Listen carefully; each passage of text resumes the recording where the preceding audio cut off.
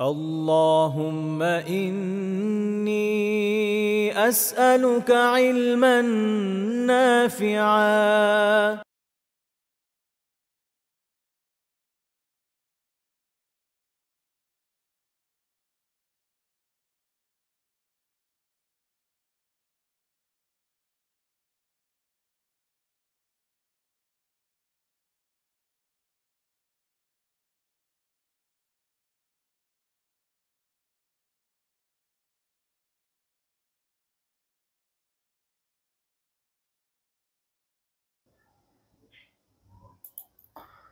আসসালামু আলাইকুম রহমতুল্লাহ। আশা করি সবাই ভালো আছেন। সবাইকে জীবনাচরণের জীবনাচরণের নববী আদর্শের একটা নতুন দর্শে স্বাগত জানাচ্ছি। সাউন্ড ঠিক আছে? আলহামদুলিল্লাহ। তাহলে আমরা শুরু করতে পারি ইনশাআল্লাহ তাআলা। আলহামদুলিল্লাহ নাহমাদুহু ওয়া নাস্তাঈনুহু ওয়া নুসাল্লি আলা রাসূলিহিল কারীম ওয়া আলা আলিহি ওয়া সাহবিহি আজমাইন, আম্মা বাদ। আলহামদুলিল্লাহ, আমরা গতদিন আমাদের আলোচ্য টপিকটা শেষ করেছি। আজকে আমরা পরবর্তী আরেকটি টপিক নিয়ে আলোচনা শুরু করতে যাচ্ছি, যেটা গত টপিকের একদমই বিপরীত দিকের আলোচনা। আসলে সেটা হচ্ছে যে যারা ধনাঢ্য ব্যক্তিরা ছিলেন, ধনী ব্যক্তিরা ছিলেন, তাদের সাথে রাসূলুল্লাহ সাল্লাল্লাহু আলাইহি ওয়াসাল্লামের আচরণ কেমন ছিল। তো এই আলোচনা শুরু করার আগে যেটা জরুরি সেটা হচ্ছে ইসলামের দৃষ্টিতে সম্পদের ফজিলত কি, এটাও একটু জানা দরকার, বা সম্পদের গুরুত্ব কি, এটা জানা দরকার।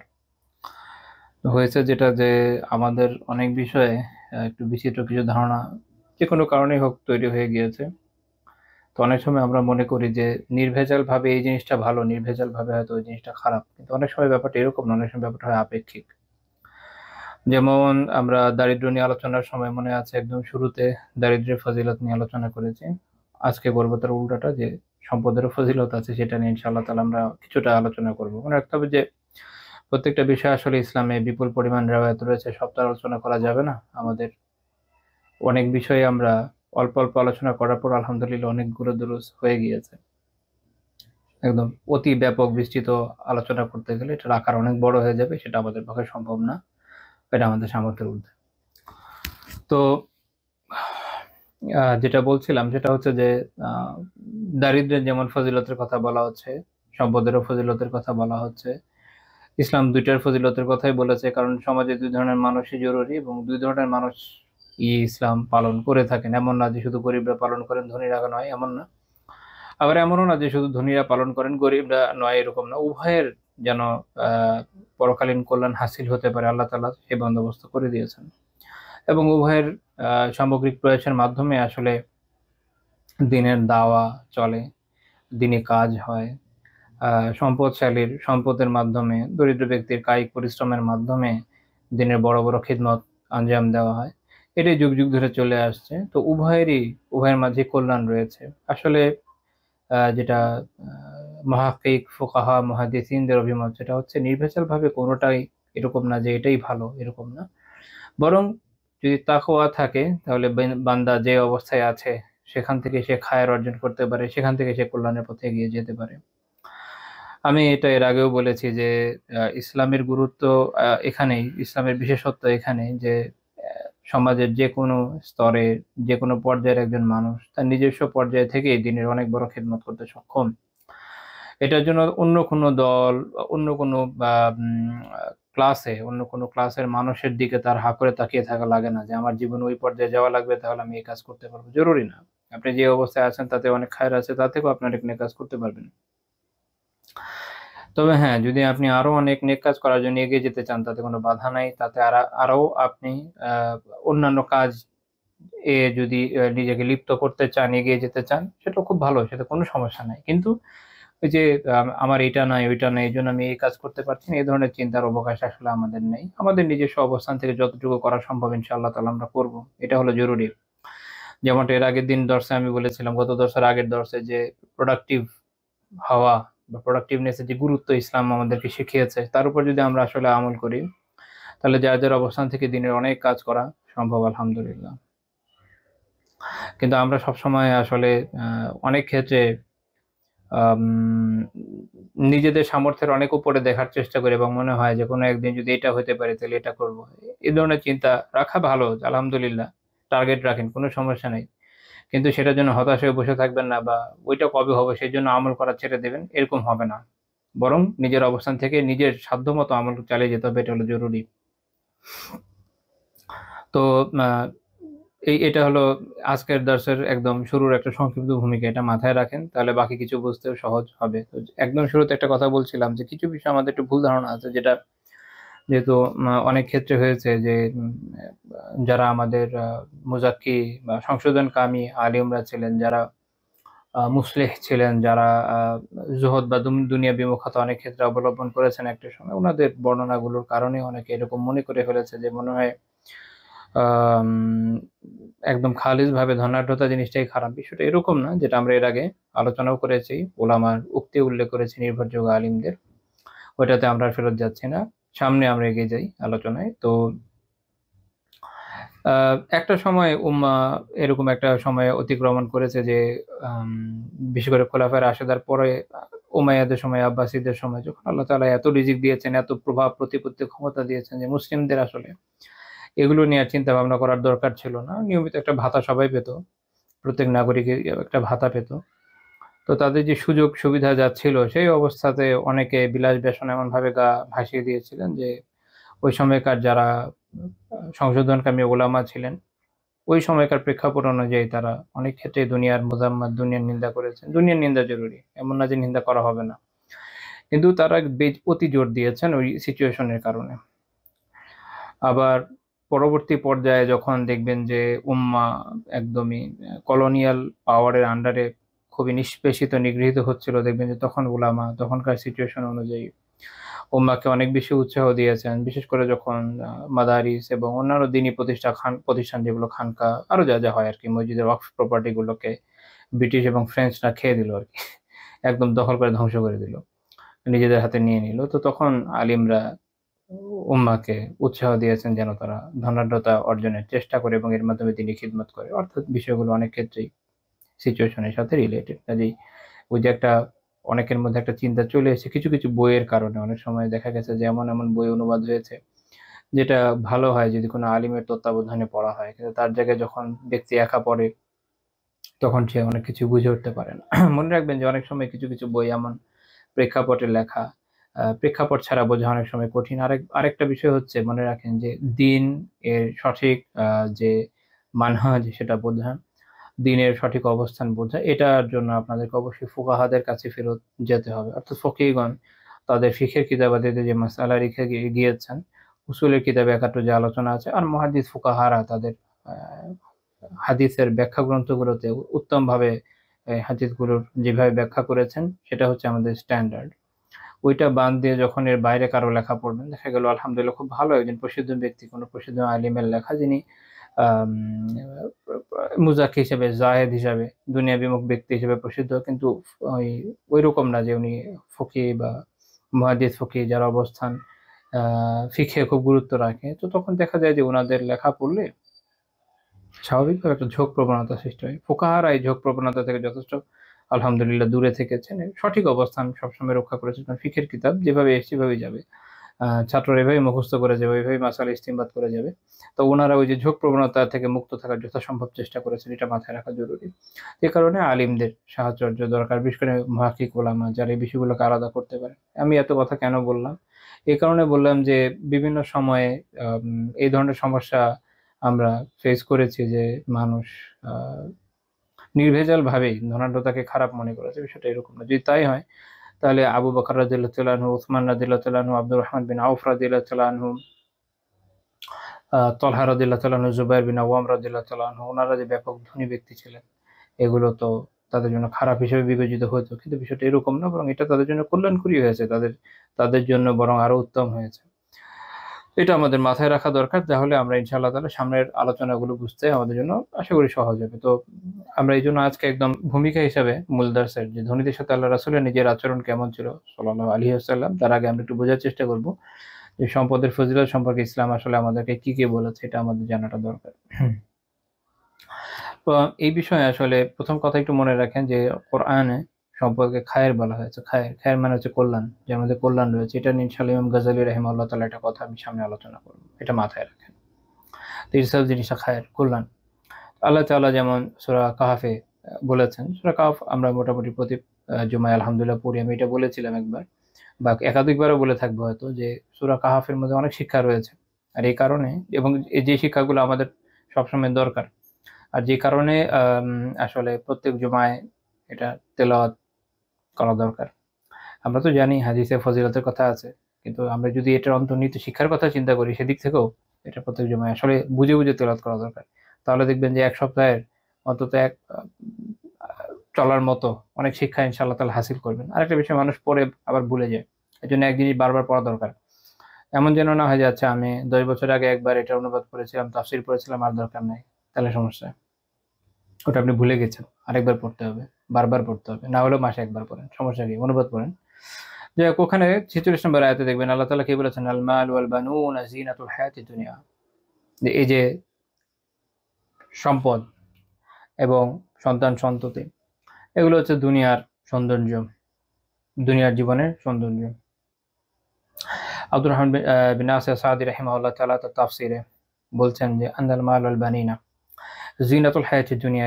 এই যে আল্লাহ তাআলা কোরআনে বলছেন যে সম্পদ, তারপরে সন্তান সন্ততি, এগুলো দুনিয়ার জীবনের সৌন্দর্য।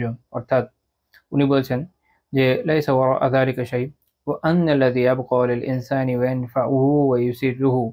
অর্থাৎ এই যে জিনিসগুলা এরপরে, মানে এগুলোই মানুষকে দুনিয়াতে সবচেয়ে উপকৃত করে এবং তাকে আনন্দিত করে। এজন্য আল্লাহ তাআলা কোরআনে এটাকে কি বলছেন, এটা হচ্ছে দুনিয়াবী জীবনের সৌন্দর্য। অর্থাৎ মানুষের যখন উত্তম সন্তান সন্ততি থাকে, পছন্দনীয় সন্তান সন্ততি থাকে, তাকে যে পরিমাণ উপকৃত করে দুনিয়াবী, খেয়াল রাখেন, দুনিয়া এবং আখিরাতে। দুনিয়াতে যেমন ছোটবেলায় বাচ্চাদেরকে দেখতে আত্মিক শান্তি লাগে, আবার যখন তারা বড় হয়, তারপরে সেই সময় তারা পিতার মাতার হাত ধরে, আবার আখিরাতে তাদের জন্য দোয়া করে, সাদাকা করে, এরকম ভাবে তারা যে পরিমাণ উপকারী হয়। একই আরেকটা জিনিস এরকম খুব উপকারী হয়, সেটা হচ্ছে মাল, সেটা হচ্ছে সম্পদ। সম্পদের উপকারী দেখি, সম্পদ যেমন এই দুনিয়াবী জীবনে আপনার খেয়ে পরে চলার একটা উত্তম মাধ্যম বটে। অর্থাৎ এর মাধ্যমে আপনি আপনার জীবন জীবিকা, যেটা আমরা বলি, এটা নির্বাহ করেন। প্রত্যেক বেলা খাবারের জন্য এটা তো দরকার, এটা তো ছেড়ে কেউ থাকতে পারছে না। আবার মানুষ এর মাধ্যমে আখিরাত কামাই করতে পারে, সে সাদাকা করতে পারে, অন্যান্য বিভিন্ন নেক আমল করতে পারে, হজ করতে পারে, ওমরা করতে পারে, জাকাত দিতে পারে, এবং এর মাধ্যমে সে পরকালের জন্য পাথেও আগে থেকে গুছিয়ে রাখতে পারে। সে দান সাদাকা করার মাধ্যমে, বিভিন্ন সদকায়ে জারিয়া করার মাধ্যমে, ধরেন গাছ লাগিয়ে গেছে, মানুষ পরকালে উপকৃত হচ্ছে। পুকুর খনন করে গেছে, মানুষ পরকাল এর মাধ্যমে পরকালে উপকৃত হচ্ছে। রাস্তাঘাটের কাজ করেছে, মানুষ উপকৃত হচ্ছে। এডুকেশনাল বিভিন্ন ইনস্টিটিউশন, যেটা দ্বারা মানুষ উপকৃত হচ্ছে, এগুলো বানিয়ে গেছে। কোনো বৃত্তি চালু করে দিয়ে গেছে, যার মাধ্যমে মানুষ উপকৃত হচ্ছে, এর ফলে এই লোক পরকালে উপকৃত হচ্ছে। কত মাধ্যম আছে। তো কাজে এই দুইটা জিনিস, আল মাল ওয়াল বানুন, একটা হচ্ছে মাল সম্পদ, একটা হচ্ছে সন্তান সন্ততি। এই দুইটা এমন জিনিস যেটা মানুষকে দুনিয়াতে সবচেয়ে বেশি উপকৃত করে, সবচেয়ে আনন্দিত করে, এবং আখিরাতেও করে। এই জন্য আল্লাহ তাআলা এটা দুনিয়াবী জীবনের কি বলেছেন, সৌন্দর্য বলেছেন। সূরা কসসের 77 নম্বর আয়াতে আল্লাহ তাআলা কি বলেছেন, ওয়াবতাগি ফিমা আতাকা আল্লাহুদ দারাল আখিরাহ। আল্লাহ তোমাকে যা দান করেছেন তাতে তুমি আখিরাতের নিবাস অনুসন্ধান করো, আখিরাতের নিবাস অনুসন্ধান করে। এখন কি দিয়েছেন, সাদি রাহিমাহুল্লাহ তাফসীর করতে গিয়ে বলছেন, কদ হাসালা ইনদাকা মিন ওয়াসাইলিল আখিরাহ মা লাইসা ইনদা গায়রিকা মিনাল আমওয়াল ফাবতাগি বিহা মিন ইনদাল্লাহ ফাবতাগি বিহা মা ইনদাল্লাহ ওয়া তাসাদদাক ওয়া লা তাকতাসির আলা মুজাররাতি নাইলিশ শাহাওয়াত ওয়া তাহসিলিল আল্লাযাত। উনি খুব সুন্দর তাফসীর করেছেন। উনি বলছেন যে এর মানে হলো, অর্থাৎ তুমি আখিরাতের যে বিষয়গুলো তোমার অর্জন হয়েছে, যেটা যেমন সম্পদের যে বিষয়গুলো, যেগুলো তুমি অন্য নাই, আল্লাহ তাআলা তোমাকে দিয়েছেন, এগুলো দিয়ে তুমি কি করবা। অর্থাৎ আরেকজন এই সম্পদ নাই, তোমার এই সম্পদটা আছে, মিনাল আমওয়াল, সম্পদের মধ্যে যেগুলো তোমার আছে, এইটা দিয়ে তুমি আল্লাহ তাআলার কাছে যা আছে তা তালাশ করবে, তা চাইবে। অর্থাৎ পরকালের কল্যাণ চাইবে। এটা আল্লাহ তাআলা আয়াতে বলছেন যে আল্লাহ তোমাকে যা দান করেছেন সেটা দিয়ে তুমি কি করবে, আখিরাতের নিবাস অনুসন্ধান করবে। কিভাবে করবে উনি বলছেন, তা সদাকা করো এর মাধ্যমে, এবং নিজেকে শুধুমাত্র যে সম্পদ পেয়েছো সেটাকে নিজের যে প্রাবৃত্তিক কামনা বাসনা, হ্যাঁ, বিভিন্ন ভোগ সুখ এগুলো করার মাধ্যমে এগুলো ব্যয় করো না, শুধু এগুলোর মধ্যে সীমাবদ্ধ রেখে দিও না। দেখা যায় যে মানুষের অর্থ সম্পদ হয়েছে, তো সে কি করছে, সে হয়তো অনেক দামি কাপড় চোপড় পরছে, দামি বিভিন্ন আসবাবপত্র কেনায় ব্যয় করছে, বা একটা বাড়ি আছে আরো বাড়ি কিনছে, বিভিন্ন জায়গায় যাচ্ছে, ট্রিট দিচ্ছে। দেখা যাচ্ছে যে তার এক এক বেলা এরকম বিভিন্ন ট্রিটের টাকা দিয়ে এক লোকের পুরো পরিবার হয়তো চলে যায়, এরকম অবস্থা আর কি। তো এইভাবে যে বিভিন্ন ধরনের ব্যয় সে করছে, কিন্তু সে সাদাকা করছে না, বা করলেও খুব মিনিমাম, খুবই অল্প। এটা হয়তো তার পুরা আয়ের দশমিকেরও নিচে চলে যাবে, দশমিক এত পার্সেন্ট। তো এইটা যেন না হয়, এটাই হচ্ছে এই আয়াত থেকে আমাদের বোঝার বিষয়। আল্লাহ তাআলা বলছেন যে যা উপার্জন করছে এটা দিয়ে কি করবে, আখিরাতের নিবাসকে, দারুল আখিরা, আখিরাতের নিবাসকে অনুসন্ধান করো। ওয়ালা তানসা নাসিবাকা মিনাদ দুনিয়া, তবে এটা করতে গিয়ে আবার তুমি দুনিয়া থেকে তোমার অংশ ভুলে যেও না।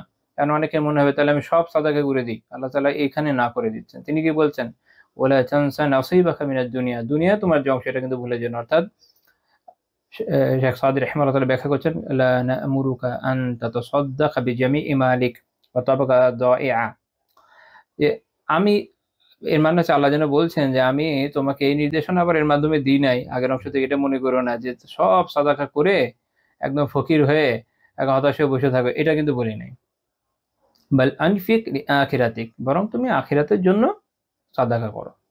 ওয়াস্তাম ওয়াস্তামতিক বিদুনিয়াকা ইস্তিমতাআ লা ইয়াসলামু দীনাক, আর দুনিয়াকে তুমি এইভাবে উপভোগ করো, তোমার এই যে সম্পদ যা আছে এটাতে দুনিয়াকে এইভাবে উপভোগ করো যেন এটা তোমার দিনকে ক্ষতিগ্রস্ত না করে, যেন তোমার দিনকে ক্ষতিগ্রস্ত না করে, ওয়ালা ইয়াদুররু বিআখিরাতিক, এবং তোমার আখিরাতকে এটা নষ্ট না করে, ক্ষতি না করে। অর্থাৎ তাহলে এই যে আল্লাহ তাআলা পরের অংশে কি বললেন, যে তুমি দুনিয়া থেকে তোমার অংশ ভুলে যেও না, এর মানে এইটাই যে সাদাকা করো, পাশাপাশি নিজের জীবনটাও উপভোগ করো, কোনো সমস্যা নেই, বৈধভাবে যতটুকু করার, কিন্তু এমন ভাবে করো না যে তোমার দুনিয়াতে তোমার দিন ক্ষতিগ্রস্ত হয়ে যায় এবং আখিরাত ক্ষতিগ্রস্ত হয়ে যায়, ভাবে না।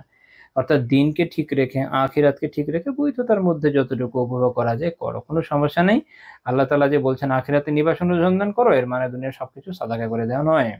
তারপর আল্লাহ তাআলা এই আয়াতের পরের অংশে বলছেন, ওয়া আহসিন কামা আহসানাল্লাহু ইলাইক, আল্লাহ তোমার প্রতি যেভাবে ইহসান করেছেন, অনুগ্রহ করেছেন, তুমিও সেভাবে অনুগ্রহ করো। আল্লাহ তাআলা এখানে বুঝিয়ে দিচ্ছেন যে তোমার এই সম্পদ এটা আসলে তো তোমার নিজের চেষ্টায় পেয়ে গেছো, বিষয়টা এরকম না, আল্লাহ না দিলে করতে হবে। কত লোক চেষ্টা করে পাচ্ছে না। আমি মাঝে মাঝে বলি যে যদি কষ্ট করে দুনিয়াতে মানে উপার্জন যদি খালি কষ্টের সাথেই যুক্ত থাকতো, তাহলে যারা ইট ভাঙে এরা দুনিয়ার কোটিপতি হতো সবচেয়ে। ঘন্টার পর ঘন্টা ইট ভাঙে, এত কষ্ট কে করে, তাই না? তারপর যারা মেথরে কাজ করে আর বিভিন্ন কাজ আছে, মানুষ এত কষ্ট করে, তো কষ্ট দিয়ে সবসময় হয়ে যায়, বিষয়টা এরকম না। আর যদি বলেন যে মেধা, যদি বলেন মেধা, তো বড় বড় অনেক মেধাবী লোক আছে দেখবেন যে যাদের আইকিউ লেভেল অনেক হাই, বিভিন্ন টেস্টে আইকিউ লেভেল অনেক হাই আসে, এবং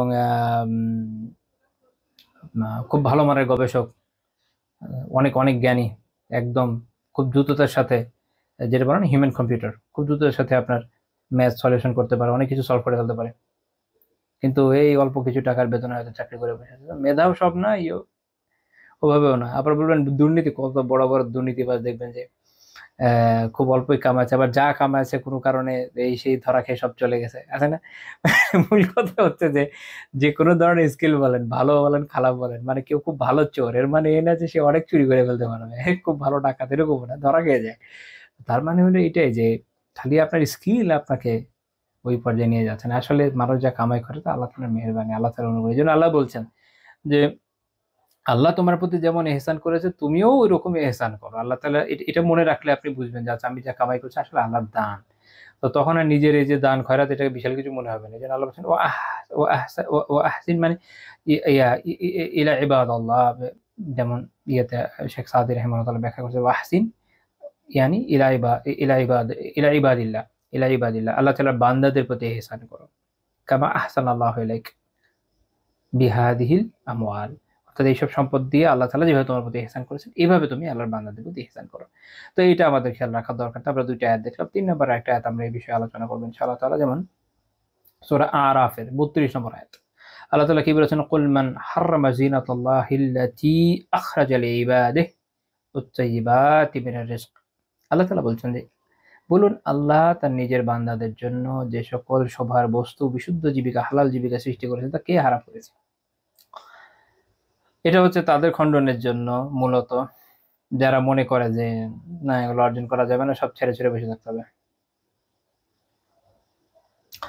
খ্রিস্টানরা যেরকম মনে করেছে যে ধর্ম পালন করা মানে হচ্ছে যে কোনো সম্পদ অর্জন করা যাবে না, মনস্টারিতে বসে থাকতে হবে, একদম এরকম না। লা ইলাহা ইল্লাল্লাহ। বা হিন্দু ধর্মে মনে হয় যারা ব্রহ্মচর্য পালন করে এভাবে জীবনযাপন করে, আমি শিওর না ওই বিষয়টা, বাট খ্রিস্টানদেরটা তো আমরা জানি। তো মনে রাখতে হবে আল্লাহ তাআলা বলে দিচ্ছেন যে এটা কে বলেছে, এটা যে আল্লাহ যেটা হালাল করেছে এটা হারাম, এই মোটেও না। আল্লাহ তাআলা যে বিষয়গুলোকে হালাল করেছেন, যে সব বান্দাদের জন্য আল্লাহ তাআলা যে বিষয়ে যে পোশাক আশাক থেকে নিয়ে খাবার দাবার, তারপর তার যে উপার্জন যা হালাল করেছে হালাল। আল্লাহ বলছেন যে কে কুল মান হারামা, কে হারাম হারাম করেছে, আল্লাহ জিজ্ঞেস করছেন। এর মধ্যে একটা নাকচ করে দিচ্ছেন মূলত, কেউ করে নাই। হালাল হারাম করার ঘোষণা দেওয়ার ক্ষমতা আল্লাহ তাআলা, তিনি দিয়েছেন, এগুলো হালাল তো হারাম। এবং তিনি বলছেন কুল হিয়া লিল্লাযীনা আমানু ফিল হায়াতিদ দুনিয়া খালিসাতান ইয়াউমাল কিয়ামাহ। আল্লাহ তাআলা বলছেন যে বলে দিন, কুল হিয়া লিল্লাযীনা আমানু ফিল হায়াতিদ দুনিয়া। আল্লাহ তাআলা বলছেন যে বলে দেন যে এটা মুমিনদের জন্য দুনিয়ায়। আর যদিও এটা এমন না যে কাফেররা রিজিক পায় না, তারাও এক প্রকারের পায় বটে, খাস ভাবে এটা মুমিনদের। খালিসাতান ইয়াউমাল কিয়ামাহ, আখিরাতে খালেদ ভাবে শুধু মুমিনরা পাবে, ওখানে কাফেররা কোনোভাবেই এটা অংশীদার হবে না। এবং আল্লাহ তাআলা বলেছেন কাযালিকা নুফাসসিলুল আয়াতি লিকাওমিন ইয়ালামুন। এইভাবে আমি যারা জ্ঞানী সম্প্রদায়, যারা জানে বোঝে, তাদের জন্য এই আয়াতসমূহ বিশুদ্ধভাবে বিবৃত করি, অর্থাৎ বুঝিয়ে দিচ্ছি যে দেখো যেগুলো হালাল এগুলো হালালি, যেগুলো হারাম এগুলো হারামি, হালালকে এইভাবে ছেড়ে দিও না। এই আয়াতের যে শানে নুজুল, আলী রাদিয়াল্লাহু তাআলা আনহু, ইবনু আব্বাস রাদিয়াল্লাহু তাআলা আনহু থেকে ইমাম ইবনে জারির আত-তাবারি রাহিমাহুল্লাহ এবং অন্যান্যরা বিশুদ্ধ সনদে বর্ণনা করেছেন যে যারা জাহিলি যুগের লোকরা ছিল, আহলুল জাহিলিয়া, তারা নিজেদের জন্য এরকম আছে ইউহাররিমুনা আশিয়া আহাল্লাহু মিনাল লিবাসি কাসিয়াবি ওয়া মিনাত তাআম কাল ওয়াদাকি ওয়া গায়রি। এরা নিজেদের জন্য বেশ কিছু আল্লাহ তাআলা হালাল করেছেন এরকম বেশ কিছু বিষয়, যেমন পোশাক, কিছু ধরনের খাবার যেমন চর্বি, এগুলোকে হারাম করে নিয়েছিল। আল্লাহ তাআলা এটাই বলছেন যে আমি যেটা হালাল করেছি এটাকে হারাম করছো কেন? তো এখান থেকে বোঝার বিষয় হলো যে আল্লাহ তাআলা হালাল উপার্জনকে হালাল করেছেন, তো এটা হালালই, ওটা নিজের জন্য হারাম করে নেওয়ার কোনো দরকার নেই, বরং নিজের সামর্থ্য মতো উপার্জন করা উচিত এবং এটার মাধ্যমে নিজের পরিবারের যে প্রয়োজন সেটা পূরণ করা, দ্বীনি তাকাজা পূরণ করা, এগুলো জরুরি। এখন এই বিষয়ে যদি আমরা হাদিসের দিকে তাকাই, যেমন রাসূলুল্লাহ সাল্লাল্লাহু আলাইহি ওয়াসাল্লাম একটা প্রসিদ্ধ দোয়া আছে, তিনি দোয়া করতেন আল্লাহুম্মা ইন্নী আউযু বিকা মিনাল কুফরি ওয়াল ফাকরি ওয়া আযাবিল কবরি। তিনটা বিষয় থেকে তিনি আশ্রয় চেয়েছেন। এক, হে আল্লাহ, আমি আপনার কাছ থেকে আশ্রয় চাচ্ছি মিনাল কুফর থেকে। আশ্রয় চাচ্ছেন কি থেকে? কুফর থেকে। আচ্ছা, তারপরে কি থেকে আশ্রয় চাচ্ছেন? ওয়াল ফাকরি, দারিদ্র থেকে আশ্রয় চাচ্ছেন আল্লাহ রাসূল। অনেকে মনে করে যে রাসূলুল্লাহ সাল্লাল্লাহু আলাইহি ওয়াসাল্লাম মনে দারিদ্র চেয়ে নিয়েছেন, এটা এরকম না। উনার যেটা দারিদ্র উনি নিয়েছিলেন, আমি মনে আগেও বলেছি, দুই ধরনের দারিদ্র হয়। একটা হচ্ছে যেটা আপনি পড়ে গেছেন, নিজে থেকে চেয়ে হন না, মানে আপনি এমনি দরিদ্র, এটা কোনো প্রশংসিত বিষয় না। আরেকটা বিষয় হচ্ছে যেটা ইখতিয়ারি বলা হয়, যে কেউ ইখতিয়ার করেছে, অর্থাৎ আল্লাহ তাআলা তাকে রিজিক দিয়েছেন, আলহামদুলিল্লাহ, তার কোনো অভাব নেই, তিনি আল্লাহর রাস্তায় এদিক ওদিক দান করার কারণে তার হাতে দিন শেষে টাকা থাকে কম, হয়তো পরিবারের হকগুলো আদায় হচ্ছে, নিজে ভালো মতোই চলছেন, কিন্তু যে পরিমাণ উপার্জন করেন যদি পুরাটা উপভোগ করতেন তাহলে যেরকম লাক্সারিয়াস জীবনযাপন করতে পারতেন সেটা করছেন না। তো এই যে ছাড় দেওয়াটা, এই যে আল্লাহর রাস্তায় দান করার মাধ্যমে এক ধরনের দারিদ্রকে আপনি ইখতিয়ার করলেন, এটা হচ্ছে ইখতিয়ারি দারিদ্র, এটা প্রশংসিত, এটা খায়ের আছে। তো এখন কেউ দারিদ্র ইখতিয়ারের জন্য, মানে বিভিন্ন অনেকে এরকম আমরা দেখি যে দারিদ্রের বিভিন্ন ফজিলতের রেওয়ায়াত পড়ার পরে যে চাকরি করে না, ব্যবসা করে না, সে মনে করছে দরিদ্র হয়ে সে খুব ফজিলত পেয়ে যাবে। এটা ওই ধরনের দারিদ্রের ফজিলত অ্যাকচুয়ালি পাবে না। এটা এটা আমরা সাহাবীদের জীবন থেকেও দেখি, আল্লাহ রাসূল সাল্লাল্লাহু আলাইহি ওয়াসাল্লামের জীবন থেকেও দেখি। আল্লাহ তাআলা তাদের যখন রিজিক দিয়েছেন তারা দুই হাতে খরচ করেছেন। এর ফল হয়েছে এরকম যে তারা অনেকটা অভাবই কাটিয়েছেন, কিন্তু আল্লাহ তাআলা তাদের রিজিক দিয়েছেন। তো এটা মনে রাখতে হবে। যেন ফুকাহারা এই বিষয়টা বলেছেন যে যেটা ইখতিয়ারি দারিদ্র এটা প্রশংসিত। তো রাসূলুল্লাহ কি দোয়া করছেন? আল্লাহুম্মা ইন্নী আউযু বিকা মিনাল কুফরি ওয়াল ফাকরি ওয়া আযাবিল কবর। আচ্ছা, তৃতীয় বিষয় হচ্ছে যে কবরের আযাব থেকে আশ্রয় চেয়েছেন। তিনটা বিষয় খুবই গুরুত্বপূর্ণ। কুফর থেকে বাঁচা জরুরি, কবরের আযাব থেকে বাঁচা জরুরি, মাঝখানে দারিদ্র থেকে বাঁচা জরুরি। আচ্ছা, এটা ইমাম আহমদ রাহিমাহুল্লাহ তাআলা উল্লেখ করেছেন তার মুসনাদে 20381 নম্বর হাদিস। শুআইব আরনাউদ রাহমাতুল্লাহ আলাইহি বলেছেন যে এটা ইমাম মুসলিম রাহিমাহুল্লাহ তাআলার শর্ত মোতাবেক শক্তিশালী সনদে বর্ণিত। ইমাম ইবনুল কাইয়্যিম রাহিমাহুল্লাহ তাআলা ওনার কিতাব উদ্দাতুস সাবিরিন ওয়া যাখিরাতুশ শাকিরিন এই হাদিস সম্পর্কে আলোচনা করতে গিয়ে বলছেন, ক্বাদ ইশতাআযা রাসূলুল্লাহ সাল্লাল্লাহু আলাইহি ওয়াসাল্লাম মিনাল ফাকরি ওয়া কারানাহু বিল কুফরি। যে আল্লাহ রাসূল সাল্লাল্লাহু আলাইহি ওয়াসাল্লাম আল্লাহ তাআলার কাছে দারিদ্র থেকে আশ্রয় প্রার্থনা করেছেন এবং এটার সাথে যুক্ত করেছেন কাকে? কুফরকে। তারপর তিনি ব্যাখ্যা করছেন ফা ইন্নাল খায়রা নাওআন, খায়ের যেটা কল্যাণ দুই রকম, খায়রুল আখিরা, একটা হচ্ছে খায়রুল আখিরা, একটা খায়রুদ দুনিয়া। একটু লম্বা আলোচনা, একটু ভেঙে বলছি এই জন্য। খায়ের বা কল্যাণ দুই রকম, খায়রুল আখিরা, খায়রুদ দুনিয়া। আখিরাতের কল্যাণ, দুনিয়ার কল্যাণ। খেয়াল করেন উনি বলছেন ওয়াল কুফরু ইউদাদুহু, আখিরাতের যে কল্যাণ, কুফর হলো তার বিপরীত। আখিরাতের কল্যাণের বিপরীত কি? কুফর। তো আল্লাহ রাসূল এই জন্য কুফর থেকে আশ্রয় চাইলেন যেন আখিরাতের কল্যাণ মিস না হয়, ওটা পাইতে হবে।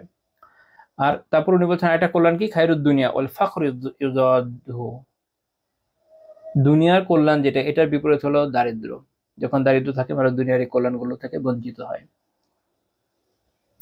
তারপর তিনি বলছেন ফাল ফাকরু সাবাবু আযাবিদ দুনিয়া, কাজেই দারিদ্র হচ্ছে দুনিয়ার আযাবের কার্যকারণ, মানে দুনিয়ার মধ্যে কষ্টের মধ্যে পতিত হয় দারিদ্রের কারণে।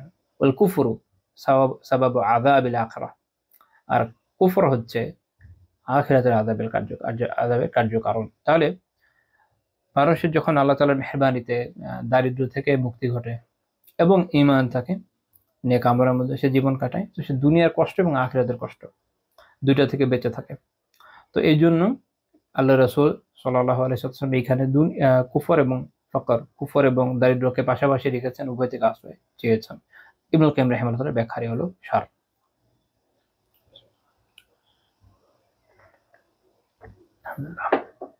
আরেকটি হাদিস যদি আমরা দেখি, এটাও একটা দোয়া, সহিহ মুসলিমের 2720 নম্বর হাদিস। আবু হুরায়রা রাদিয়াল্লাহু তাআলা আনহু বর্ণনা করেছেন যে রাসূলুল্লাহ সাল্লাল্লাহু আলাইহি ওয়াসাল্লাম দোয়া করতেন, আল্লাহুম্মা আসলিহ লি দীনি আল্লাযী হুয়া ইসমাতু আমরি, যে আল্লাহ আপনি আমার দিন পরিশুদ্ধ করে দেন, এই দিনই হচ্ছে আমার নিরাপত্তা। এজন্য মুল্লা আলী কারি রাহিমাহুল্লাহ তাআলা মিরকাতে বলেছেন যে দিন এর রক্ষার মাধ্যমে আসলে সবকিছুই রক্ষিত হয়, আর দিন ধ্বংস হয়ে গেলে সবই ধ্বংস হয়ে যায়। তাহলে আসলে কি বলছেন যে হে আল্লাহ আপনি আমার দিনকে সংশোধন করে দেন, আর দিনই হচ্ছে হুয়া ইসমাতু আমরি, দিনই হচ্ছে আমার আমার নিরাপত্তা বলা যায়, যে কাজ সবকিছু ঠিক থাকবে কখন? যদি দিন ঠিক থাকে। অর্থাৎ আসলিহ লি দীনি এর ব্যাখ্যা আমরা এভাবে করতে পারি, যেমনটা শেখ আব্দুল কাদের সাহিব আল হামদ রাহিমাহুল্লাহ তাআলা ফিকহুল ইসলাম শারহ বুলুগিল মারামে করেছেন, অর্থাৎ আপনি ইহফাজ লি দীনি ওয়া আকিদাতি মিনাল ফাসাদি ওয়া সুনহু লি মিন কুল্লি সু, যে আল্লাহ আপনি আমার দ্বীনকে হেফাজত করেন, আমার আকীদাকে রক্ষা করেন সকল ফাসাদ থেকে, ফাসাদ আমরা বুঝি, এবং তাকে সকল ধরনের খারাপ থেকে সংরক্ষিত রাখেন, নিরাপদ রাখেন।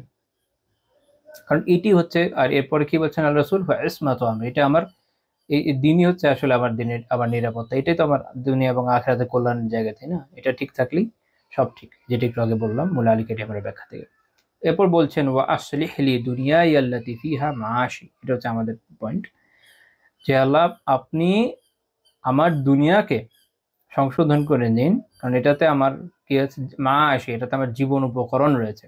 ফিহা মাআশি ইয়ানি ফিহা হায়াতি, এর মধ্যে আমার জীবন রয়েছে, জীবন উপকরণ রয়েছে সবই। অর্থাৎ দুনিয়ার সংশোধন হওয়া দরকার, যদি এটা ঠিক থাকে আখিরাতের জন্য কল্যাণকর, নেক আমলের মাধ্যমেও হালাল উপার্জনের মাধ্যমেও। وأصلح لي آخرتي التي فيها معادي, আর আমার আখিরাতকে সংশোধন করে দেন যেখানে আমার প্রত্যাবর্তন স্থল, যেটা যেখানে প্রত্যাবর্তন করতে হবে, মাদি মানে মারজিইয়া, যেখানে আমাকে ফেরত যেতে হবে, কাজে আখিরাত ঠিক হওয়া জরুরি। ওয়াজআলিল হায়াতা জিয়াদাতাল লি ফি কুল্লি খায়র, আর আমার যে হায়াত, আমার যে জীবন, আমার আয়ুষ্কাল, এটা প্রত্যেক ভালো কর্মের জন্য এটা একটা বর্ধনকারী বানিয়ে দেয়। অর্থাৎ বলা যায় এরকম যে, অর্থাৎ যতদিন আমি বেঁচে আছি দুনিয়াতে, এটা যেন আমার নেক আমল বৃদ্ধির কার্যকারণ হয়। যতদিন আমি বেঁচে আছি এটা যেন আমার নেক আমল বৃদ্ধির কার্যকারণ হয়। ওয়াজআলিল হায়াতা জিয়াদাতাল লি ফি কুল্লি খায়র, তাহলে বেঁচে থাকা তখন কল্যাণকর। ওয়াজআলিল মাউতা রাহাতাল লি মিন কুল্লি শার, আর আমার যে মৃত্যু, এটাকে সকল খারাপি থেকে এভাবে বলতে পারি যে প্রশান্তির, মুক্তির, ভালো থাকার এক জায়গা বানিয়ে দেন। অর্থাৎ মৃত্যুর মাধ্যমে যেন আমার রাহাত আসে, এটার মাধ্যমে আমি যেন সকল ধরনের খারাপি থেকে বরং বেঁচে যাই, অর্থাৎ মৃত্যুটা তখন কল্যাণকর হবে। তাহলে এই হাদিসে, এই দোয়া থেকে আমরা অনেকগুলো বিষয় পাই। সেটা হচ্ছে এক, যে দিন ঠিক থাকা, দুই দুনিয়া ঠিক থাকা, তিন হায়াত নেক আমলের মাধ্যম হওয়া, নেক আমল বৃদ্ধির মাধ্যম হওয়া, চার হচ্ছে প্রশান্তিকর মৃত্যু পাওয়া। অসাধারণ একটা দোয়া, মুখস্থ করে নিন। সহিহ মুসলিমের 2720 নম্বর হাদিস। আমাদের এটা সবসময় করা উচিত ইনশাআল্লাহ তাআলা। আল্লাহ আমাদের তৌফিক দিন, আমিন। এ প্রসঙ্গে আরেকটা হাদিস আমরা উল্লেখ করবো এই বিষয়ে, যেটা ইমাম বুখারী রাহিমাহুল্লাহ তাআলা আল আদাবুল মুফরাদে উল্লেখ করেছেন, 299 নম্বর হাদিস। এখানে রাসূলুল্লাহ সাল্লাল্লাহু আলাইহি ওয়াসাল্লাম আমর রাদিয়াল্লাহু তাআলাকে বলছেন, নি'মাল মালুস সালিহু লিল মারইস সালিহ,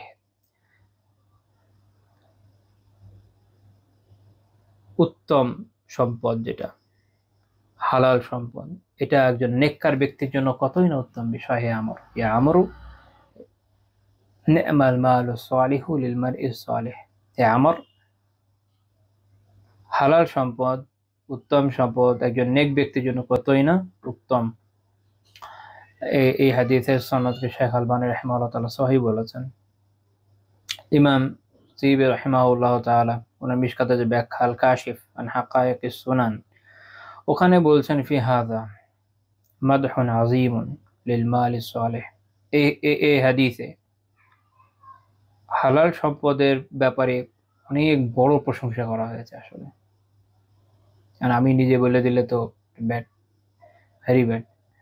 এই জন্য আমি চেষ্টা করি আলিমদের কথা উদ্ধৃত করতে, প্রাচীন আলিমদের, তাতে বোঝা যায় যে বিষয়টা এরকম না যে আমি নতুন নিয়ে আসলাম।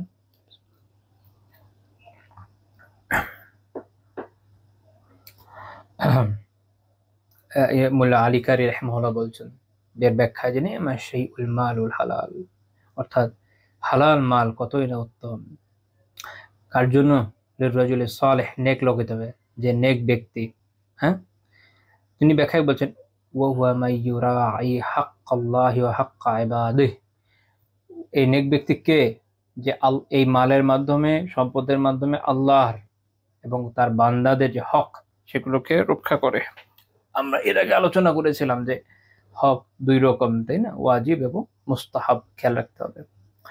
এই হাদিস উল্লেখ করে ইমাম গাজালি রাহিমাহুল্লাহ তাআলা ইহয়া উলুমিদ্দিনে, আমার কাছে যে কপি, তার 3য় খণ্ডের 234 পৃষ্ঠায় বলছেন, ওয়া আলাম, জেনে রাখেন, আন্নাল্লাহ তাআলা ক্বাদ সাম্মাল মালা খায়রা ফি মাওয়াদিআ ফি কিতাবিহিল আজিজ, জেনে রাখেন যে আল্লাহ তাআলা তার সম্মানিত কিতাবে মালকে, সম্পদকে খায়ের বা কল্যাণ নামে অভিহিত করেছেন বেশ অনেকগুলো জায়গায়। ফাকালা জাল্লা ওয়া আযজা, আল্লাহ আযজা ওয়া জাল্লা বলেছেন, ইন তারাকা খায়রা, তিনি একটা আয়াত উদ্ধৃত করেছেন যে আল্লাহ বলছেন কি, যদি তোমরা খায়ের রেখে যাও, অর্থাৎ সম্পদ, সম্পদকে কি বলছেন? খায়ের।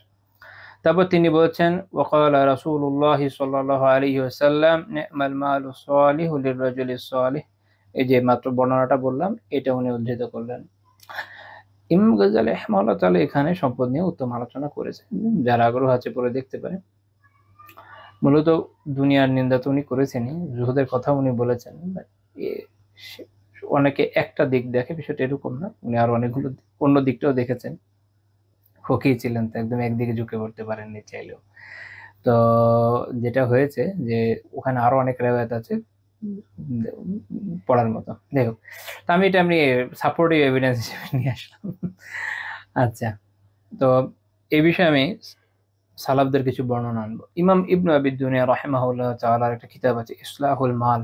ইসলাহুল মাল, উনি এখানে অনেক রেওয়ায়াত এনেছেন, যেখান থেকে সালাফদের অবস্থান বোঝা অনেক সহজ হবে। এর আগে আমি আরেকটা হাদিস উল্লেখ করি। ইমাম ইবনু মাজাহ রাহিমাহুল্লাহ তাআলা তার সুনানে একটা হাদিস উল্লেখ করেছেন, সুনান ইবনে মাজাহ 2141 নম্বর হাদিস। রাসূলুল্লাহ সাল্লাল্লাহু আলাইহি ওয়াসাল্লাম বলেছেন লা বা'সা বিল গিনা লিমান ইত্তাকা, যে তাকওয়ার অধিকারী, যে আল্লাহকে ভয় করে তার জন্য সম্পদে কোনো ক্ষতি নেই। অনেকে মনে করেন সম্পদ মানেই ক্ষতি, না। আল্লাহ রাসূল বলছেন যে তাকওয়ার অধিকারী তার জন্য কোনো ক্ষতি নেই। মনে রাখবেন যে যার তাকওয়া নাই সে আসলে দরিদ্র হয়ে খুব বেশি সুবিধা করতে পারবে না, দেখবেন যে সেখানেও সে অনেক ধরনের অপকর্ম করবে, তাই না? এই হাদিস শেখ আলবানী রাহিমাহুল্লাহ সহিহ বলেছেন। ইমাম সিন্দি রাহিমাহুল্লাহ তাআলা তার হাশিয়া, সুনান ইবনে মাজাহর হাশিয়াতে ইমাম সুয়ুতির উদ্ধৃতি দিয়েছেন নাওয়াদিরুল উসুল, ওনার কিতাব, সেখান থেকে উনি বলছেন যে আল গিনা বিগাইরি তাকওয়া হালাকাতুন, তাকওয়া ব্যতীত যে সম্পদের প্রাচুর্য, ধনাঢ্যতা, এটা একটা ধ্বংস। ইয়াজমাউহু মিন গাইরি হাক্কিহি, কারণ সে এই সম্পদ জমা করবে হচ্ছে না হক পন্থায়। ওয়া ইয়ামনাউহু মিন হাক্কিহি, যার হক তাকে দিবে না, বাধা দিবে, তাই না, জমিয়ে রাখবে। ওয়া ইয়াদাউহু ফি গাইরি হাক্কিহি, এটা না হক পন্থায় শেষ করবে, অপচয় করবে, ধ্বংস করবে, তাই না?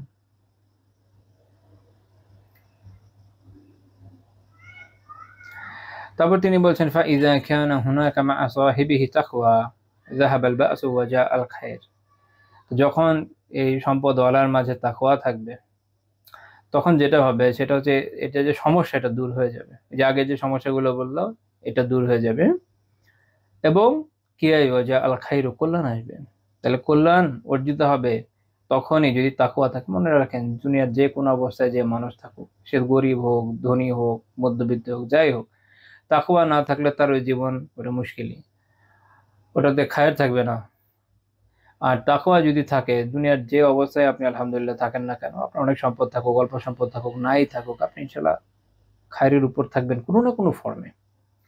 তো এই তাকওয়া খুব জরুরি। এখন আমি সালাফদের কিছু উক্তিও যদি উল্লেখ করি, ইনশাআল্লাহ বিষয়টা পূর্ণতা পাবে, যেহেতু আমরা অনেকক্ষণ আলোচনা করলাম। সাহাবীদের মধ্যে আব্দুর রহমান বিন আউফ রাদিয়াল্লাহু তাআলা আনহু বলছেন ইয়া হাবাযাল মাল আসিলু মিনহু রাহিম, আসিলু মিনহু রাহিমি ওয়া তাকাররাবু ইলা রাব্বি আযজা ওয়া জাল। তিনি এই সম্পদের বিষয়ে আর কি নিজের বলছেন যে এটা তিনি কি করেন। বলছেন আসিলু মিনহু রাহিমি, এটা দিয়ে আমি আমার যে আত্মীয়তার বন্ধন এটা রক্ষা করি। আত্মীয়দেরকে যখন আপনি সম্পদ দিবেন, যারা দরিদ্র আত্মীয় খুশি হয়ে যাবে, সম্পদ এর মাধ্যমে আত্মীয়তার বন্ধন আরো সুদৃঢ় হবে। যে দিতে পারছে না তত তুলনামূলক কমই হবে, না খোঁজই নেবে না কেউ, এটা তো বাস্তবতা। এবং দেখা যাচ্ছে যে এই যে পরিবারের যার যার সমস্যা এটা দূর করা যাবে। তারপরে আপনি যত বেশি সাহায্য করতে পারবেন, স্বাভাবিকভাবে যে তত বেশি আত্মীয়তার বন্ধন রক্ষিত হবে। এবং তিনি বলছেন ওয়া তাকাররাবু ইলা রাব্বি আযজা ওয়া জাল, এই সম্পদের মাধ্যমে আমি আমার রবের নৈকট্য হাসিল করি। তিনি আমি মুফতি শাফি রাহিমাহুল্লাহ তাআলার মারিফুল কোরআন থেকে পড়েছিলাম, ওখানে উনি নওয়াব সিদ্দিক হাসান খান ভূপারী রাহিমাহুল্লাহ তাআলার কিতাবের হাওয়ালা দিয়েছেন। তো ওই কিতাবটা আমি পড়ি নাই, যেহেতু এই জন্য মারিফুল কোরআনের উদ্ধৃতি থেকে বলছি যে আব্দুর রহমান বিন আউফ রাদিয়াল্লাহু তাআলা ৩০,০০০-এর মতো দাস মুক্ত করেছেন তার ব্যক্তি জীবনে। চিন্তা করা যায় ৩০,০০০ কি পরিমাণ অর্থ ব্যয় করেছেন। তো আল্লাহ তাআলা কতটুকু নৈকট্য ভাজন হওয়া গেছে এই আমলের মাধ্যমে, তো এটা খেয়াল রাখা দরকার। আচ্ছা, তাবেঈদের মধ্যে প্রসিদ্ধ তাবেঈ সাঈদ ইবনে মুসাইয়্যিব রাহিমাহুল্লাহ তাআলা বলছেন লা খাইরা লিমান লা ইউরিদু জামআল মালি মিন হিল্লিহ, তার মধ্যে কোনো খায়ের নাই, তার মধ্যে কোনো কল্যাণ নাই যে হালাল ভাবে সম্পদ জমা করতে চায় না। লা ইউরিদু, যে চায় না, সম্পদ জমা করতে চায় না হালাল ভাবে। ইয়াকুফু বিহি ওয়াজহাহু আনিন নাস, যেন এর মাধ্যমে এই সম্পদ থাকলে সে কি করতো, নিজেকে মানুষের থেকে অবক্ষেপে রাখতে পারতো। ওই ইয়াসিলু বিহি রাহিমে, এর মাধ্যমে সে তার আত্মীয়তার বন্ধনকে রক্ষা করতে পারতো। ওয়াই ওয়ায়ুতি মিনহু হাক্কা, এবং এর মাধ্যমে যে হকদার তার হক আদায় করতে পারতো। উনি বলছেন যে এই যে নিজেকে অবক্ষেপে রাখার জন্য, আত্মীয়তার বন্ধন রক্ষার জন্য, এবং বিভিন্ন হকদারকে ওয়াজিব হক মুস্তাহাব হক এগুলো আদায় করার নিয়তে যে মালকে জমা করছে না, সম্পদকে জমা করছে না, তিনি বলছেন লা খায়রা ফি মান, এরকম যে তার মধ্যে লা খায়রা, তার মধ্যে কোনো খায়ের নেই, কোনো কল্যাণ নেই, নাকচ করে দিয়েছেন যে কল্যাণ নাই। আচ্ছা,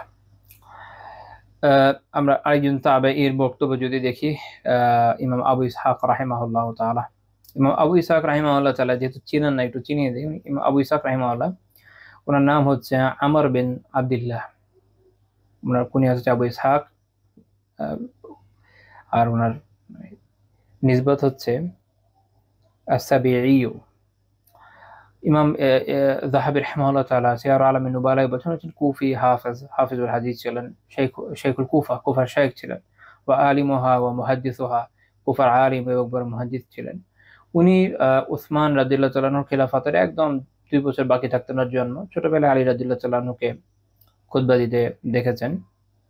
মুয়াবিয়া রাদিয়াল্লাহু তাআলা আনহু, আদি বিন হাতিম, ইবনে আব্বাস, বারা বিন আজিব, যায়েদ বিন আরকাম, আব্দুল্লাহ বিন আমর, আবু জুহাইফা, তারপর সুলাইমান বিন সুরাজ, উমারা রাদিয়াল্লাহু তাআলা আনহুম প্রমুখ সাহাবিয়া ওনাদের ছাত্র তিনি ছিলেন, বড় তাবিঈ ছিলেন। এটা বোঝানোর জন্য ওনার জীবনীটা একটু বলে দিলাম।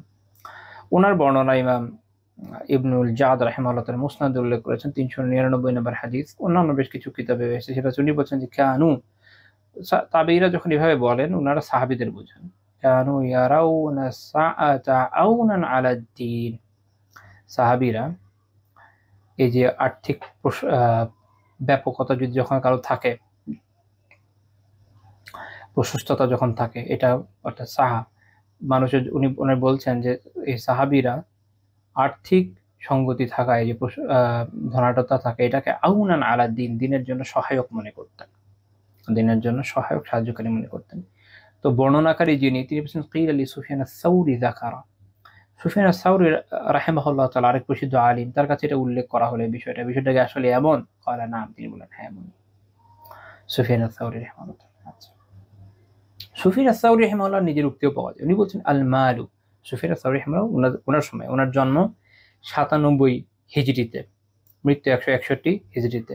বুঝতেই পারছেন বরকতময় সময়ের মানুষ। তিনি বলছেন ওনার জামানায় আল মালু ফি হাযা জামানি সিলাহুল মুমিন, এই জামানায় সম্পদ হচ্ছে মুমিনের হাতিয়ার। আবার যদি ভুল না হয় ইমাম গাজ্জালী রাহিমাহুল্লাহ এটা ইহয়াতে এই বক্তব্যটা এনেছেন। তবে আমি উল্লেখ করছি ইমাম ইবনে আবি দুনিয়া রাহিমাহুল্লাহর ইসলাহুল মাল কিতাব থেকে। উনি ওনার জামানায় বলছেন যে সম্পদ এই জামানায় হচ্ছে মুমিনের হাতিয়ার। আমাদের জামানায় চিন্তা করেন যে এটা কোন মানের হাতিয়ার। কিন্তু সব ক্ষেত্রে আমি একটা কথা বলে দেই, তাকওয়া জরুরি। তাকওয়া ছাড়া সম্পদ এটা কোনো কাজে আসবে না মুমিনের।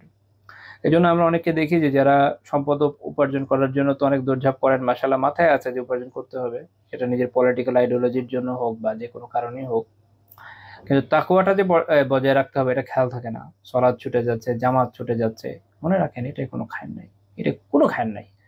বরং সালাত রক্ষা করে, জামাত রক্ষা করে, ফরজ ওয়াজিবগুলো ঠিকমতো আদায় করে আপনি যত তাকওয়ার মাধ্যমে, ওই বাটপাড়ির মাধ্যমে না, তাকওয়ার মাধ্যমে লবিং টবিং করে বাটপাড়ি করে পাচ্ছে না, টেন্ডার বিভিন্নভাবে মেরে দিয়ে, ওভাবে না, হালাল ভাবে যতটুকু কামাই করতে পারছেন ওইটাই আপনার সেলাহ, ওইটা আপনার হাতিয়ার, কারণ আপনি তখন মুমিন, পারফেক্টলি মুমিন।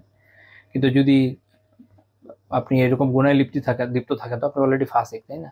ওটা আপনার সেলাহ হবে না, ওটা ইমানের জন্য কোনো খায়ের নিয়ে আসবে না। মুমিনের খায়ের তখনই হবে যখন আল্লাহর রহমতে সে এটা হালাল ভাবে সকল শর্ত শরাত পূর্ণ করে আগাবে, যেটা এর আগে ইবনে মাজার হাদিসে উল্লেখ করেছে। তাকওয়া থাকতে হবে, তাকওয়া ছাড়া হবে না ভাই, তাকওয়া জরুরি। তারপরে যতটুকু কামান, আপনি অনেক বড় ধনী নাও হলেন, কিচ্ছু যায় আসে না, কিন্তু তাকওয়া এটা খুব জরুরি। তাকওয়া থাকা অবস্থায় এগুলো কাজে আসবে, এটা হচ্ছে পূর্ব শর্ত। তাকওয়া আছে, সম্পদ যত বাড়াবেন খায়ের আসবে, তাকওয়া নাই, কোনো খায়ের হবে না, এটা খেয়াল রাখতে হবে।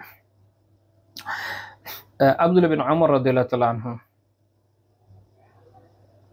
সাহাবী, তিনি বলছেন উহরুস লিদুনিয়াকা কাআন্নাকা তাঈশু আবাদা, দুনিয়ার জন্য এভাবে খাটো, এভাবে এর পিছনে ছোট, যেন তুমি চিরকাল বাঁচবা। অর্থাৎ চিরকাল বাঁচলে যেভাবে দুনিয়ার জন্য খাটা লাগতো ওইভাবে। ওয়া'মাল লিআখিরাতিকা কাআন্নাকা তামুতু গাদা, আর আখিরাতের জন্য এইভাবে আমল করে যেন কালকেই মারা যাবা। এই হচ্ছে ব্যালেন্স। অর্থাৎ দুনিয়ার যে কোনো কাজ, শুধু এটা কিন্তু উপার্জনের বিষয় না। লেখালেখি বলেন, ইলম অর্জন বলেন, টাওয়ার বলেন, অন্যান্য যে কোনো কাজ ভাই, যে কোনো কাজ দুনিয়াতে আমরা যত কাজ করি সবকিছুর ক্ষেত্রে আমাদের মূলনীতি হচ্ছে এটা, এইভাবে কাজগুলো করতে হবে যেন আমি চিরকাল বাঁচবো, তো পারফেক্টলি এগিয়ে নিয়ে যাবো ইনশাল্লাহ। যত ভালোভাবে করা যায়। আমাদের কি স্বভাব, তাড়াহুড়া করে যেন তেন ভাবে একটা কাজ করি, আজকে করি কালকে কোনো কাজে আসবে না, এরকম না। যত পারফেকশনের সাথে যত ভালোভাবে করা যায়, যেন চিরকাল বাঁচবে এভাবে কাজ করতে হবে। উপার্জনের বিষয়টা এরকম। অনেকে এরকম বলে যে এত আগে চিন্তা করে আপনি এখন ইনভেস্ট করবেন, এই করবেন, ওই করবেন, এই সেই। ভাই আব্দুল্লাহ বিন ওমর রাদিয়াল্লাহু তাআলা বলছেন এইভাবে করতে। মানে মূল কথা হচ্ছে এই যে দুনিয়া তো এইভাবে বাঁচতে হয় যেন চিরকাল বাঁচবো। যদিও আমরা জানি বাঁচবো না, বাট কাজ এভাবে এগিয়ে নিতে হয়। আমি না হলেও পরের জন এগিয়ে নিবে, পরে সমস্যা নেই, আমি মরে গেলে কি যায় আসে, আমার পরিবারের লোকজন আছে, অন্য কেউ না কেউ এগিয়ে নিয়ে যাবে। কিন্তু আখিরাতের বিষয়টার ক্ষেত্রেও উল্টা, আখিরাতের আমল এভাবে করতে হবে যেন কালকেই মারা যাবো। তার মানে কি, যখন দুনিয়া কিভাবে ছুটবেন না, তখন ওই যে সলাৎ যেন কাজা না হয়, জামাত যেন ছুটে না যায়, অন্যান্য নেক আমল যেন ছুটে না যায়। কেন? কারণ মৃত্যু যে কোনো মুহূর্তে চলে আসবে। কাজে আখিরাতের আমল হতে হবে এরকম যেন চিরকাল বাঁচবো, এরকম না, উল্টা যেন কালই মরে যাচ্ছি, বরং যেন এখনই মরে যাচ্ছি। আর দুনিয়ার আমল হতে হবে এরকম যেন চিরকাল বাঁচবো, করতে থাকি, আল্লাহ ভরসা, যা হয় দেখা যাবে কি। আমাদের সালাফ এভাবে করে গেছেন। অনেকে আছে ওই কিতাব শেষই করতে পারেন না, এত বিশাল কিতাব লিখে গেছেন, আল্লাহু আকবার, শেষই করতে পারেন না, কি যায় আছে, যতটুকু করেছেন খায়েরই খায়ের। ওইটা থেকে উম্মাহ অনেক অনেক উপকৃত হয়েছে, অনেক। যদি ওই চিন্তা করতে না রে কিভাবে পারবো, মনে করেন ইমাম তাবারী রাহিমাহুল্লাহ তাআলার কিতাব যদি দেখেন, যে বিশাল বিশাল সাইজের তাফসীর লিখেছেন, ইতিহাসের বই লিখেছেন, আবার উনি ফিকহের কিতাবও লিখছিলেন, হাদিসের একটা সংকলন আছে, শেষ করতে পারেন না, কি যায় আসে, যতটুকু করেছেন আলহামদুলিল্লাহ অনেক অসাধারণ কাজ হয়েছে। কাজ এভাবে করেছেন যেন চিরকাল বাঁচবেন। ওই চিন্তা করেন নাই যে বুড়ো হয়ে গেছি, কয়েকদিনের বাঁচি, দেখি ছোটখাটো বই লেখেন, এরকম না, করে গেছেন। হায়াত তো আল্লাহ জানেন। আল্লাহ তো আপনাকে মনে করেন 60 বছর বয়সে শুরু করলেন, চিন্তা করলে যে বুড়ো হয়ে গেছি, কালকে মরে যেতে পারি, বা সত্যি মরে যেতে পারি, এত বড় বই কবে লিখবো, এই চিন্তা করলে কাজ কি আগাবে? বরং এমনও তো হতে পারে আল্লাহ আপনাকে 100 বছর হায়াত দিল, আর আপনি কি থাকলেন, শক্ত সামর্থ্য থাকলেন, হয়তো অনেক বড় কাজ করে যাচ্ছেন। তো কাজ ওভাবে হবে, কাজ করে যেতে হবে। আমরা তো আল্লাহ জানে কেন আমরা মানসিকভাবে বুড়িয়ে যাই, একটু বয়স হয়ে গেলে আমাদের মনে আছে বুড়ো হয়ে গেছি ভাই, আর কবে করবো, আর কবে করবো, মানে হায়াতের কথা কি আমরা জানি? আল্লাহ তো 120 বছর হায়াতও মারতে পারেন। এত বছর পরে কি করবেন বসে বসে? 50 বছর বয়সে ডিসিশন নিচ্ছে, বুড়ো হয়ে গেছে। তো বাকি মনে করেন 120 বছর যদি আল্লাহ হায়াত দেয়, 70 বছর কি করবে? ঘাস কাটবে বসে বসে? বরং কাজ হচ্ছে এই করতে থাকেন। রেস্টের কথা বলেন, রেস্ট আমরা কিছু নেই দুনিয়ায়, বাট পারফেক্ট রেস্ট যেটা, অখণ্ড অবসর, কবরে শুরু হয়ে যাবে ইনশাল্লাহ, যদি নেককারী তার উপর মারা যায়, নেক কাজ করে মারা যায়। আর জান্নাত তো আছে, টেনশন কি? দুনিয়ার জীবন এভাবে কাটিত। আর আখিরাতের বিষয়টা কিভাবে, যেন কালকেই মরে যাচ্ছে, প্রচুর নেক আমল যতটুকু সম্ভব। দুনিয়ায় কাজ করছেন, কোনো জায়গায় সফরে যাচ্ছেন, ব্যবসায়ী সফরে যাচ্ছেন, ফ্রি বসে আছেন, জিকির করেন। যদি নিজের গাড়ি থাকে কিতাব পড়েন। আমি ভুলে গেছি আমি কোন আলেমের জীবনী পড়েছিলাম, এত ভালো লাগছে একটা পয়েন্ট ওনার জীবনী থেকে, যে উনি উনি আলহামদুলিল্লাহ আল্লাহ তাআলার মেহেরবানির জন্য একটা গাড়ি কিনতে পেরেছিলেন। তো তারপরে উনি যেখানে যেতেন, এখন গাড়িতে আপনি যাচ্ছেন, আপনি নফল সালাত পড়ার জন্য তো নিচে নামা লাগে না, তারপরে দাঁড়ানো আবশ্যক নয়, ওই ওই অবস্থায় পড়া যায়। তো উনি গাড়িতে এরকম যেতে আসতে নফল সালাত পড়তেন, প্রচুর সালাত পড়তেন, সুবহানাল্লাহ। আমি একটু পড়া প্রভাব হয়ে আসলে এভাবে চিন্তা তো করিনি, ওই যে নেকির চিন্তা, কিভাবে নেকির চিন্তা করা যায়। তারপর মুফতি তাকি উসমানী সাহেবের জীবনী থেকে আমি ওনার এক লেখায় আমি পড়েছিলাম যে উনি মারিফুল কোরআনের যে ইংরেজি অনুবাদ করা হয়েছে, বিশাল বড়, ওটা 8 ঘন্টা 9 ঘন্টার হবে। এটার পুরোটার কাজ, তারপর এটা আবার সম্পাদন, এগুলো সব উনি প্লেনের জার্নিতে যে কোনো জায়গায় গিয়েছেন আসছেন। উনি বলছেন যে উনি সাধারণত যে বিজনেস ক্লাসেরই টিকিট করেন, এর কারণ হচ্ছে মানে এখানে খুব ভালো মতো কাজগুলো করা যায়। তো তিনি আরামসে কাজগুলো করতে করতে গিয়েছেন এসেছেন। এই সফরে একটা কিতাবের কাজ হয়েছে ভাবা যায়। এরকম আপনি দেখবেন অনেক আলিম এবং তারা এইভাবে তাদের সময়টাকে ইউটিলাইজ করেছেন। যারা ধরেন ব্যবসা বাণিজ্য এইসব কাজে জড়িত, তারাও কিন্তু এরকম বিভিন্ন জায়গায় সফরে যাচ্ছেন। আল্লাহ তাআলা সামর্থ্য দিয়েছেন, আপনি হয়তো আরামদায়ক সফর করছেন, আপনি যে জিকির করেন, আপনি কিতাব পড়েন, অন্য সময় টাইম পাচ্ছেন না, তিলাওয়াত করেন, কিছু আয়াত হিফজ করেন, কত কিছু করা সম্ভব যদি আপনি শুধু সদিচ্ছা রাখেন এবং এমন অসুস্থ না হন যে সফরের সময় মাথা ঘুরে পড়ে যান। আছে না, অনেকের হয়। তো এইভাবে যদি সময়কে ইউটিলাইজ করা যায়, দেখবেন অনেক কাজ করা যাবে ইনশাআল্লাহ তাআলা। আরেকজন সাহাবী আল মিকদাম ইবনে মাআদি কারিব রাদিয়াল্লাহু তাআলা আনহু, তিনি বলছেন, ইয়াতি আলা নাসি জামান, মানুষের মধ্যে এমন এক সময় আসবে, লা ইয়ানফাউ ফিহি ইল্লা দিনার ওয়াদ দিরহাম, যখন তার দিনার দিরহাম অর্থাৎ অর্থ সম্পদ ছাড়া কোনো কিছু উপকারে আসবে না। অর্থাৎ জামানা এরকম হবে যে এর মাধ্যমে মানুষ অনেক উপকৃত হতে সক্ষম হবে। আমার মনে হয় জামানাটা পার করছি, আল্লাহ আ'লাম, কিন্তু করছি না এটা বলা খুব টাফ। সবশেষে আমাদের প্রায় সময় শেষের দিকে ফুদাইল বিন ইয়াদ রাহিমাহুল্লাহ এবং সুফিয়ান আস-সাওরী রাহিমাহুল্লাহ ওনাদের একটা দোয়া রাবি বর্ণনা করেছেন। দোয়া হচ্ছে এই, ওনারা দোয়া করতেন, খুব চমৎকার দোয়া, আল্লাহুম্মা জাহিদনা ফিদ দুনিয়া, যে আল্লাহ আপনি আমাদেরকে দুনিয়াতে জাহেদ বানান, অর্থাৎ দুনিয়া বিমুখ বানান। ওয়াসি আলাইনা মিনহা, কিন্তু আমাদের জন্য এই যে দুনিয়ার যে সম্পদ এটার প্রশস্ততা দেন। দুনিয়া বিমুখতা, যেমন ইবনে কাইয়িম রাহিমাহুল্লাহ বলেছেন যে দুনিয়া বিমুখতা মানে হচ্ছে এই যে আপনার হাতে সম্পদ আছে, আপনি এটার মুখাপেক্ষী নন, আপনি আল্লাহর দিকে মুতাওয়াজ্জিহ। ভাবার্থ বর্ণনা করলাম আর কি, যার নাই সে হবে কেমনে। তো তাদের দোয়াটা খুব সুন্দর, বলছে যে আল্লাহ আমাদের দুনিয়া বিমুখ বানান, আবার আমাদের জন্য দুনিয়ার প্রশস্ততাও দেন। তারপর ব্যাখ্যা করছেন, ওয়ালা তাজউইহা আন্না, এটাকে আমাদের থেকে বঞ্চিত করেন, আমাদের দূরে নিয়ে যান না। কারণ কি, ফাতুরাগিবানা ফিহা, ফলে যেন এমন না হয় যে আমরা এর পিছনে ছুটতেছি বা এটার সাথে যুক্ত হয়ে গেছি এরকম। অর্থাৎ মানুষের কাছে যখন থাকে না, মানুষ অভাবে পড়ে, কষ্টে পড়ে, তখন হয় কি, সে এটার পিছনে ছুটতে থাকে, ফলে তার আখিরাত বরবাদ হয়, তার দিন ক্ষতিগ্রস্ত হয়। তো ওনাদের দোয়ার সারমর্ম হচ্ছে এটা যে আমাদের দুনিয়া থাকুক, কিন্তু আমাদের অন্তর এটা থেকে বিমুখ হোক। যেন এমন না হয় যে দুনিয়ার সম্পদ নাই, খেয়ে পরে চলতে পারছি না, অনেক কষ্ট হচ্ছে, এটার পিছনে ছুটতে আমাদের দুনিয়ার দিন আখিরাত ক্ষতিগ্রস্ত হয়ে যাচ্ছে, এমন যেন না হয়। তো এই দোয়ার মাধ্যমে আসলে একটা ব্যালেন্স বোঝা যায় এবং সাহাবীদের যে আকওয়ালগুলো, তাদের যে বক্তব্যগুলো, সেটার মাধ্যমে আলহামদুলিল্লাহ এই বিষয়ে আমাদের এটা বোঝা যায়। তো আজকে আমাদের মূল আলোচ্য বিষয় ছিল এইটা, যে আমরা যেন বুঝি যে ইসলামের দৃষ্টিতে সম্পদের আসলে মর্যাদা কিরকম এবং এর আলটিমেট ফজিলতটা আসলে কি। বিষয়টা এরকম না যে ইসলামে এর কোনো ফজিলত নেই, অবশ্যই আছে, এবং সেই ফজিলত অর্জনের মূল শর্ত হচ্ছে তাকওয়া। যখন বান্দা তাকওয়া অর্জন করবে এবং আল্লাহ তাআলার দেয়া দান, এটাকে আল্লাহ তাআলার সন্তুষ্টির জন্য ব্যয় করবে, তখন ইনশাআল্লাহ সে আখিরাতের কল্যাণ হাসিল করবে এবং এটা তার জন্য কল্যাণ করবে, এবং এটা তার জন্য বর্তমান জামানায় বলা যায় যে তার একটা হাতিয়ারের মতো, যার মাধ্যমে সে কুফফারদের বিরুদ্ধে জিহাদও করবে। পসিবল, বাস্তব। তো মনে করেন দুনিয়ার যে কোনো জায়গায় হোক না কেন, যত রকম ধরনের মানুষ কুফফারদের বিরুদ্ধে লড়াই করে, যেমন ধরেন কেউ যদি বলে যে সে জবানের মাধ্যমে করবে, লেখনির মাধ্যমে করবে, তার বই ছাপতে হবে, ওটা তোর কাটতে খুব বেশি হবে না। তারপর ধরেন একটা ম্যাগাজিন সে ছাপাবে, একটা ওয়েবসাইট বানাবে, মাল তো লাগবে। যেমন ইসলাম কিউএ আপনার ওয়েবসাইটটা দেখবেন, এর দ্বারা মানুষ না হলেও গত 20-25 বছর ধরে ব্যাপক উপকৃত হচ্ছে। গত বছর থেকে দেখি ফান্ড রাইজিং এর জন্য ওরা করছে, বারবার বিজ্ঞাপন দিয়ে যাচ্ছে। একটা ওয়েবসাইট রান করতে এটার পিছনে যারা আছে তাদের অর্থায়ন তো জরুরি। তো দেখেন দিনে একটা কত বড় খিদমা দরকার। তো আবার ওই যে বললাম যে যারা এই ধরনের কাজ করছে, দাওয়াতি কাজ করছে, দরকার। তো আমি আফ্রিকাতে এক আলিমের সাথে একবার আমার কথা হয়েছিল বেশ কয়েক বছর আগে। উনি আফ্রিকাতে কোন একটা দেশে আছেন। তো উনি জানালেন যে মানুষের জন্য সামান্য কত ব্যয়ের মাধ্যমে তাদেরকে কত সহজে দিনের দিকে নিয়ে আসা যায়।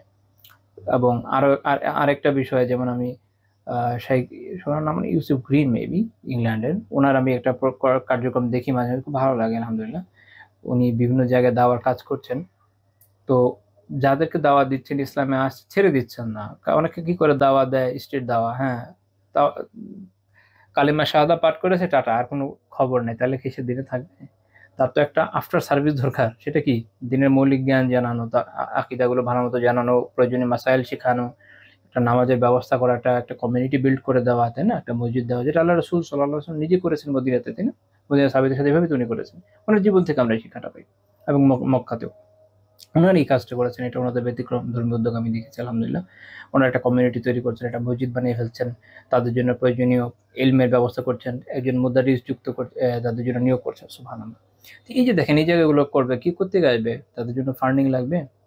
তারপরে কোথাও কোথাও যদি কেউ কুফারদের সাথে সরাসরি জিহাদ করতে যায়, কোন দেশ আজ থেকে টাকা দিতে, মানুষের টাকা দিতে হচ্ছে। যে ফিলিস্তিনের ভাইয়েরা কষ্ট করছে, এখন পর্যন্ত আলহামদুলিল্লাহ যতটুকু তাদের কাছে এক সময় পর্যন্ত, এখন তো একদমই ব্লকেটের মধ্যে আছে, যতটুকু গিয়েছে মানুষই কিন্তু পকেট থেকে টাকা উঠিয়ে দিয়েছে, আলহামদুলিল্লাহ।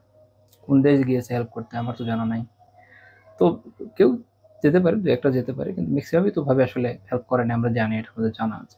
আবার কেউ কেউ কি করেছে, ফিলিস্তিনের ওই যে ওয়েস্ট ব্যাংকের যে একটা আছে, দূতাবাস আছে, এদের বিভিন্ন জায়গায় কমিটি, সেকুলার স্টেট, যাদের সাথে গাজার কোনো রিলেশন নেই, ইভেন যাদের পুলিশরা ধরে ধরে বিভিন্ন জায়গায় মুজাহিদিন ইসরায়েলের হাতে ধরায় যায়, ওদেরকে গিয়ে টাকা দিয়েছে। আল্লাহ জানে এই টাকা এরা কি করবে।